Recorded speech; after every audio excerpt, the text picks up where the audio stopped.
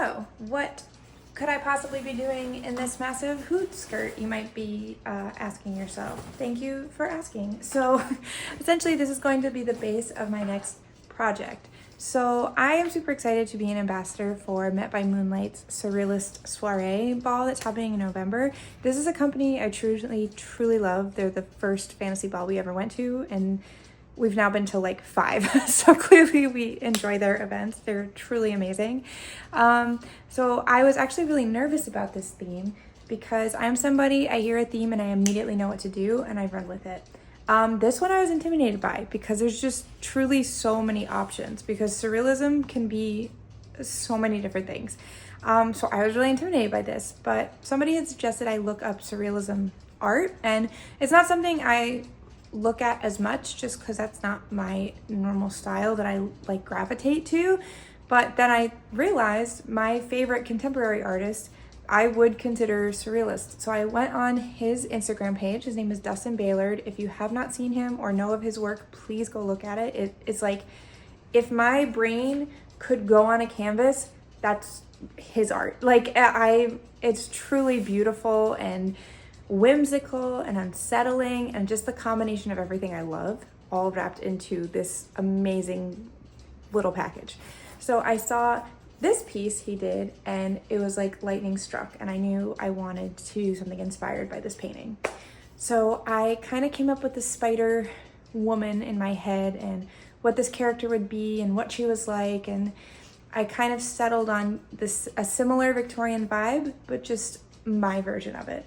So people are used to seeing me be a princess cosplayer, which is totally valid. That's what I do. That's what I love. I love doing princess ball gowns. I love bedazzling the life out of everything I touch. It's definitely the way of healing and that nostalgia. Definitely a way I like to heal my inner child and, you know, go back to that nostalgic time in my life. So I love doing princess dresses. They're very much a part of who I am as a cosplayer. However, in real life, I am a goblin king, and so I am very excited to kind of combine my two aesthetics in my real life and in my cosplay life and kind of bring them together, because I haven't really done that before, because I think in my brain I was like, oh, that would be too easy to do something creepy or do something horror, you know, whereas I stretch myself more with princess dresses, which I love a challenge. So I'm really excited to add my kind of style and finesse to this creature I've come up with in my head. And so for the bodice, I'm gonna do this like leg of mutton sleeve Victorian structured bodice with corsetry in it, because I cannot make a cosplay without some type of corsetry in it. There's something wrong with me. I don't know what it is, but I love making corsets. So I'm gonna do that. And I got this really heavy, like 10 pounds of fabric. So I have this really awesome matte black satin that's like really heavy. And then I'm going to use this for the bodice, and for the skirt, I'm going to make this really big circle skirt. And then I'm going to do something fun with this kind of shiny ribbed, fabric. I'm going to make like a big Victorian bustle to go on the back to kind of look like a spider's thorax. And I have some little surprises for that as well that I'm excited about, that involve trinkets and what those trinkets might be coming from a spider.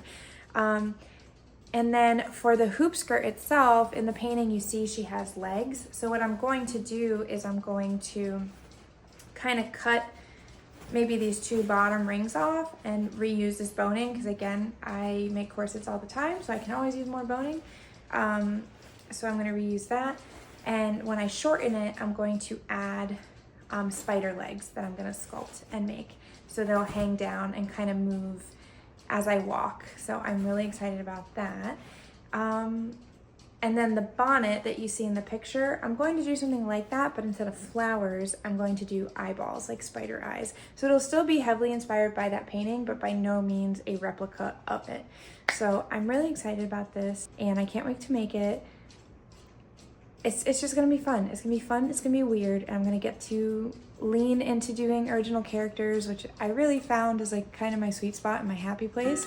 So I'm really excited. So yeah, so let's go make this thing.